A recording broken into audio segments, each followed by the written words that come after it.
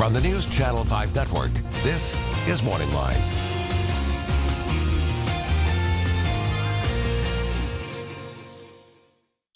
Good morning, everyone. Thanks for joining us on Morning Line. Nick Ferris here, live and direct to you. We've got a full house this morning on Morning Line. We don't always have 3 guests, but I think it's great, especially for this topic. And we're going to open up the phone lines on this Wednesday in just a moment. But we're going to be talking, as you see, it says the next door. What exactly does that mean? Let me introduce our guests, and they're going to explain what this organization does and how it helps people, specifically women and families. With us this morning, I'm going to go down the list since we have a full house. It's nice to have you on. Patience Ruffin is with us this morning. Good morning to you, Patience. You're Director of Treatment Services. Yes. See, there's a hint about what they do. Treatment Services. We'll get into more of what you do. Also with us is Cindy Sneed, Chief Clinical Officer. Good morning. Good morning to you. And Michelle Clary, Director of Medical Services. Thanks all 3 for coming on this morning. Thank you so much. I don't know how many people are familiar with the Next Door and the mission. The organization's been around, I guess, is it since 2002? That's Going about back? right. Yeah, okay, so it's been around for a while, and I think those who have benefited from it certainly know, but give folks an idea, who would like to, on what the mission of the organization is. Well, our mission is to provide services for women and their families, particularly women who are struggling with addiction, mental health concerns, trauma, being able to support them through a variety of services that are specifically tailored to meet each woman's needs, so that we can help them develop a full life that's healthy and fulfilling. How do they come about to you? Are people referred to you? I mean, there are other organizations that do this type of thing to help these people in need. How do they end up with you? There are a variety of ways. Okay. Many times a woman like someone who may be listening today is going to be self-referring, or it could be a mother or a father, an employer, anyone that sees that they know a woman who is struggling to get her life together based on her use of drugs and alcohol to survive, who needs help stopping the use. They could pick up the phone and call us directly. They can contact us through our website. We get a lot of referrals from hospitals, jails, really anywhere. A client or a potential client could come from anywhere. And it could be someone sitting next to you at work today. Oh, sure. Yeah, you just never know. They come from all walks of life. So when someone comes, then, Patience, what kind of services are provided? Let's say it's a woman who's dealing with drug addiction.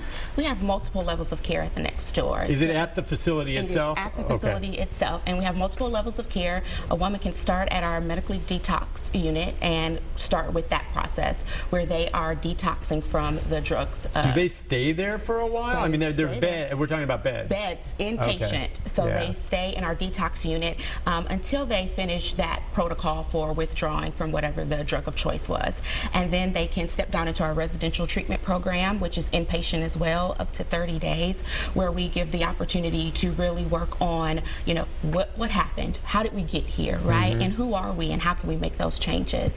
And then we have a lot of outpatient services as well, where they can come in multiple days a week and really get group and individual counseling just like they were in residential, but they get to go home and actually practice the skills, which is really an awesome part too. So they can start with us inpatient, being in the building, and then step down to where they get to go home and come back and forth. So that's... Now, some of these patients, and I'm going to have you guys give me some examples of some that you've seen, but I mean, these can be women who are in the system in terms of DCS. They could have lost their children. Definitely. We see a lot of that at our agency. Okay, because they've had the addiction issues and whatever that's done. Where can you then, if they clean themselves up, refer them or help them to get their children back, bring these families back together? Definitely. We have a case management team that is awesome. So you deal with DCS? Yes, and we have a relationship with DCS, and so they work with us and we work with them to really, because the goal is to unify the family, and so we want the mothers to be with their children, and so we work with them to do whatever's necessary to get them back reinstated with their kids.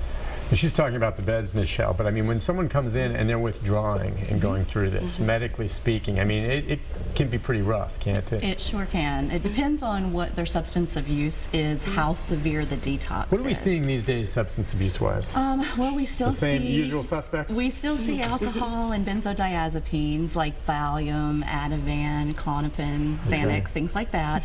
But it seems to be the drug of choice lately is opiates. Okay. And we are believing that has started because of the epidemic of overprescribing pain medications. So people have had a surgery, they have been started on a pain medication, and it's just been very hard for them to be able to come off of it. So after their doctor finally stops them from that, then they are having to buy it off the streets, and that gets very expensive.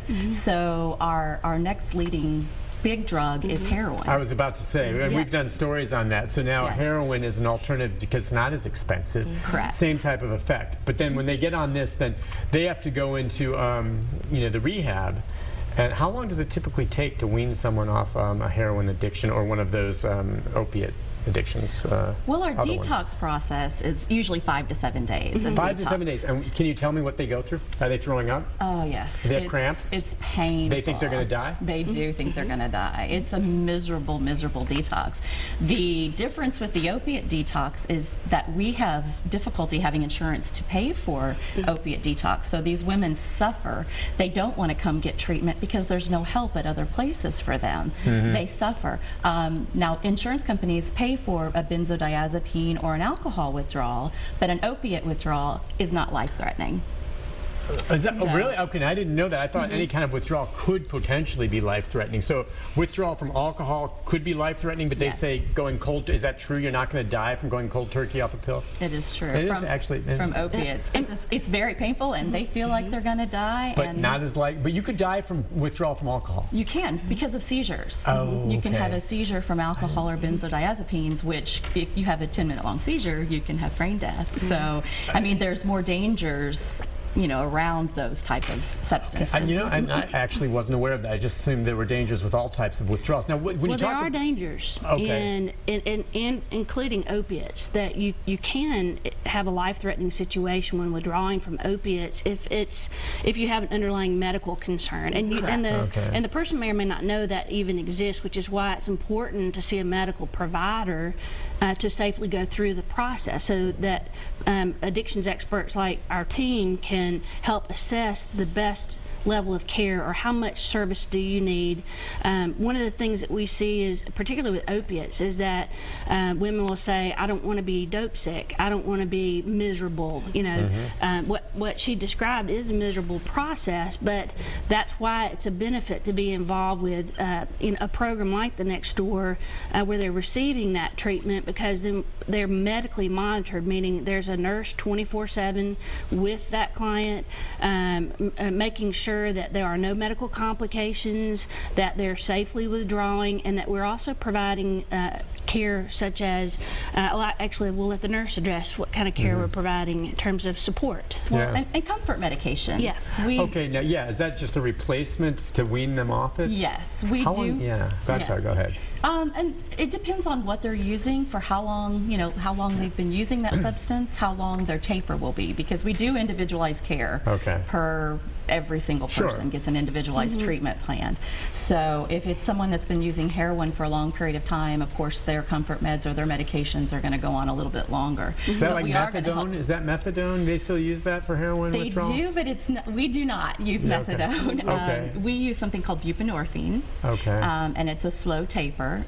Actually, it's kind of a fast taper with pregnant women, which we'll get into a little bit later. Yes, we do more of a slow taper, but we do use buprenorphine, and then comfort medications such as a muscle relaxer, blood pressure medication, which helps kind of relax you and bring your nerves down. Ibuprofen, things that just kind of make the withdrawing process a little bit easier. All right, listen, we're going to take a break, but just real quick, how many beds are there for this treatment? We have 50 residential beds. 50 residential beds. The inpatient part that Patience was talking about, and we have 12 medically monitored detox, where there is a nurse monitoring them constantly for vital signs and for any signs of distress. Okay, great. Listen, we got a lot more to get into, and we can take calls if you'd like, questions or comments. Part of it is how it's paid for, and a lot of these women, of course, who go there don't have the resources to deal with it, so how they can be taken. And we'll take those points and others, and if you want to join us, 737-7587. I know sometimes it's hard to call in, but they're all nice. They'll answer your questions.